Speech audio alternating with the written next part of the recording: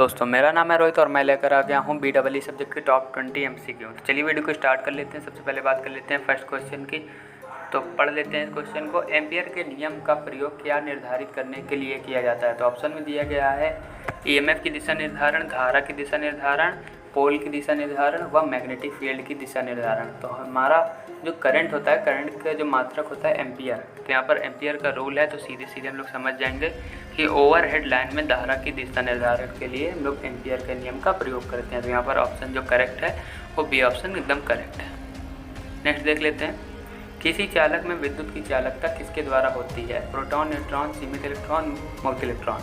तो हम जानते हैं कि जो प्रोटॉन होता है ये इसमें पॉजिटिव चार्ज होता है, जो न्यूट्रॉन होता है इसमें किसी भी प्रकार का चार्ज नहीं होता है, ये प्योर उदासीन होता है, न्यूट्रल होता है। तो यहाँ पर ऑप्शन जो डी है यहाँ पर एकदम राइट होगा, मुक्त इलेक्ट्रॉन। मुक्त इलेक्ट्रॉन हमारा जो चालक की विद्युत चालकता होती है वो मुक्त इलेक्ट्रॉन पर डिपेंड करती है। नेक्स्ट क्वेश्चन है, 1 मेगा ओम निम्न में से किसके बराबर है?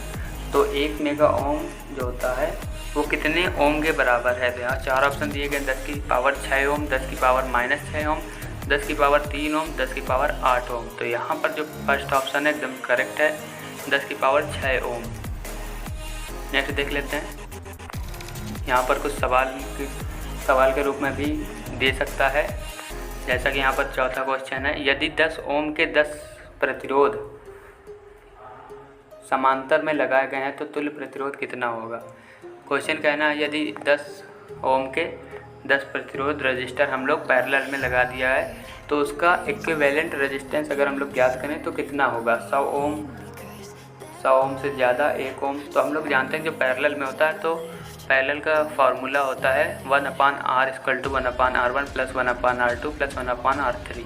तो हम लोग सिंपल सा 1/10 रख देंगे, कट जाएगा। तो यहाँ पर ओम 1 ओम सही आ जाएगा। तो ऑप्शन यहाँ पर सी सही है। नेक्स्ट देख लेते हैं, अतिरिक्त आवेश हानि का उपकरण, यहाँ पर अतिरिक्त आवेश हानि का कारण है पंखा, रेफ्रिजरेटर, इलेक्ट्रॉनिक ब्लास्ट, कूलर। तो यहाँ पर ऑप्शन सी एकदम सही है, इलेक्ट्रॉनिक ब्लास्ट के कारण हमारा आवेश की हानि होती है। नेक्स्ट देख लेते हैं, विद्युत ऊर्जा की इकाई है। तो यहाँ पर आप लोग काफ़ी कंफ्यूज हो जाते हैं कि जो विद्युत ऊर्जा होती है और पावर होती है इन सब का मात्रक क्या होता है, SI यूनिट क्या होती है। तो यहाँ पर देख लीजिए 4 ऑप्शन दिए गए, वाट, किलोवाट घंटा, जूल। तो यहाँ पर आप काफ़ी कंफ्यूज हो जाएंगे कि यहाँ पर किलोवाट घंटा है या फिर जूल। तो यहाँ पर हम बता दें कि यहाँ पर ऑप्शन सी एकदम करेक्ट है, किलोवाट घंटा जो है विद्युत ऊर्जा का मात्रक होता है। नेक्स्ट देख लेते हैं, केल्विन किसकी SI यूनिट है? केल्विन जो होता है वो टेम्परेचर के SI यूनिट होता है। यहाँ पर क्वेश्चन घुमा भी सकता है कि टेम्परेचर किसका मात्रक है, तो आप बताएंगे केल्विन का। तो यहाँ पर ऑप्शन सी एकदम सही है, टेम्परेचर का। तो बायो सेवर्ट का नियम किसका सामान्य संशोधन है? लेंज के नियम का, एम्पियर के नियम का, फैराडे के नियम का, किरचॉफ का नियम। तो हम जानते हैं कि जो बायो सेवर्ट का नियम है ये एम्पियर के नियम का संशोधन है। नेक्स्ट देख लें, विद्युत सुचालकों की प्रतिरोधकता प्रभावित होती है तापमान, दबाव, संगठन, उपरोक्त में सभी।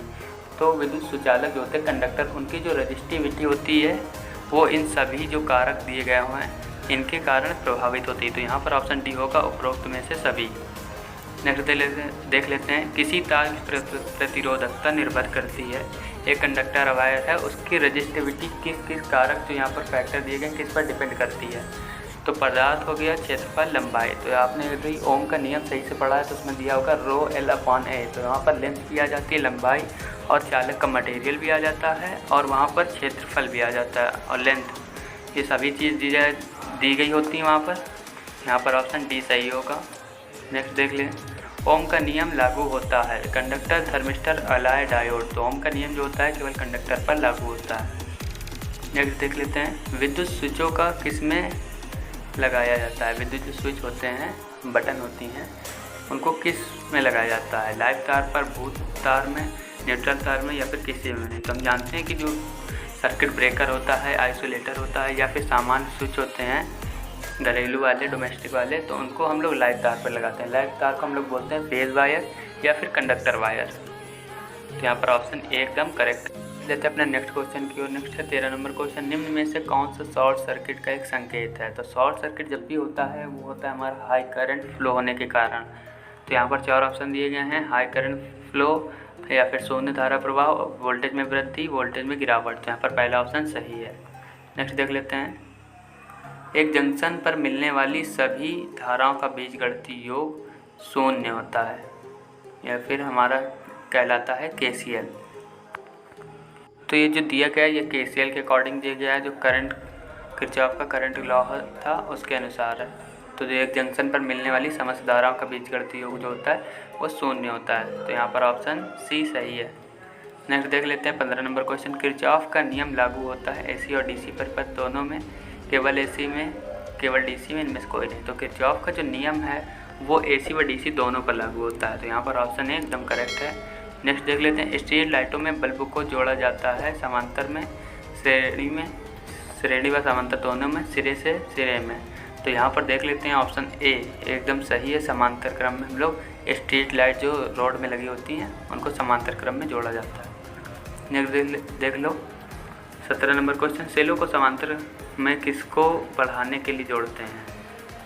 सेलों के उम्र, दक्षता, धारा की दक्षता, विभव रेटिंग। यहाँ पर धारा की दक्षता, करंट एफिशिएंसी बढ़ाने के लिए हम लोग उसको समांतर क्रम में जोड़ते हैं। यदि अगर हम लोग नेक्स्ट क्वेश्चन की बात कर लें, बंद परिपथ में धारा का अनुपात होता है, तो यहाँ पर जो 18 नंबर क्वेश्चन है, बंद परिपथ में धारा का अनुपात होता है, परिवर्तित रहता है, स्थिर रहता है, बढ़ता है, घटता है। तो यहाँ पर बी ऑप्शन सही है, स्थिर रहता है धारा का मान क्लोज सर्किट में, बी ऑप्शन सही है। नेक्स्ट देख लेते हैं, अध्यारोपण सिद्धांत मूलतः किसकी संकल्पना पर आधारित है? पारस्परिकता, रैखिकता, ड्यूलर नेचर, अरैखिकता। तो यहाँ पर रैखिकता जो है यहाँ पर सही ऑप्शन है। नेक्स्ट देख लेते हैं लास्ट क्वेश्चन, परिपथों में क्या होने पर अध्यारोपण प्रमेय का प्रयोग किया जाता है? एकल वोल्टता स्रोत, कई वोल्टता स्रोत, केवल एकल सक्रिय एलिमेंट, केवल निष्क्रिय एलिमेंट। यहाँ पर बी ऑप्शन सही है, कई वोल्टता स्रोत।